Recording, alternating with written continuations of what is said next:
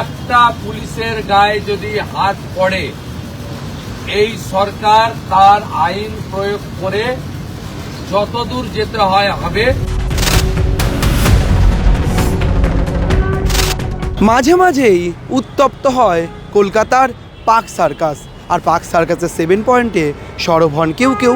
সেই উত্তেজনা কোথাও গিয়ে গাড়ি জ্বালিয়ে দেওয়া থেকে শুরু করে ভাঙচুরের দিকেও এগোয় বারবার। এবার এক অন্য ছবি দেখলো শহর কলকাতা। কোথাও গিয়ে উত্তপ্ত হলো পার্ক সার্কাস, ইট ছোড়া হলো, পাথর ছোড়ার অভিযোগ উঠলো, গাড়ি ভাঙচুরের অভিযোগ উঠলো, কিন্তু রাতারাতি সব ঠান্ডা। মাত্র কয়েক ঘন্টায় বদলে গেল রং। অনেকেই বলছেন এমন ভুল বদল হলো কোন দাওয়ায়, আবার কেউ কেউ বলছেন পুলিশের ডান্ডা করে দিল ঠান্ডা।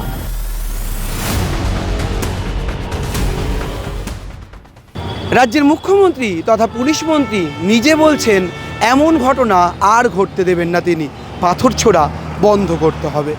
আর সেই কড়া দাওয়ার পর বা আগে থেকেই সত্যি সত্যি পুলিশ কি এবার ভালো কাজ করলো?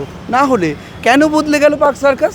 हम लोग चाहते हैं कि मतलब के पूरा अमन व अमान के साथ रहे, मुस्लिम हो गैर मुस्लिम हो कोई भी है, कोई भी हो शांति से रहेगा, कारोबार चलेगा, रोजगार चलेगा। और झमेला झमेली हो तो रोजगार चलेगा नहीं होगा। হ্যাঁ কি পরিস্থিতি দেখছেন? আজকে ভালোই আছে। ভালো আছে। কি চান আপনারা? শান্তি চান সবাই? হ্যাঁ শান্তি চাই, শান্তি চাই। হ্যাঁ আজকে অনেক শান্ত। এখন দাদারা দাঁড়িয়ে আছে, ওদেরকে জিজ্ঞাসা করুন। মানে পুলিশ সব ঠিকঠাক দেখতে পাচ্ছি? হ্যাঁ সব তো রয়েছে, আমরা তো দেখছি। আমি কাল ছিলাম না, কি বলবো কালকে ঘটনা। शांति के लिए और क्या चाहिए?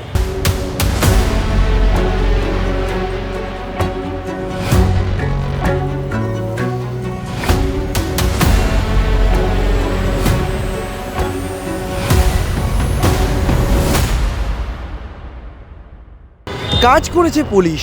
অনেকেই বলছেন পুলিশ ফ্রি হ্যান্ড খেলেছে বলেই শান্ত হয়ে গিয়েছে পার্ক সার্কাসের মতো সেন্সিটিভ জায়গা। বিতর্ক রয়েছে, সাধারণ মানুষ কেউ কেউ বলছেন তারা শান্তি চান, কিন্তু এই শান্তি অশান্তি বিতর্ক বিক্ষোভ সব কিছু পেরিয়ে বাংলা যে নতুন ছবি দেখতে শুরু করেছে এমনটা অস্বীকার করছেন না প্রায় কেউই। ক্যামেরায় শুভজিৎ মুখোপাধ্যায়ের সঙ্গে রমেন দাস, সংবাদ প্রতিদিন.in।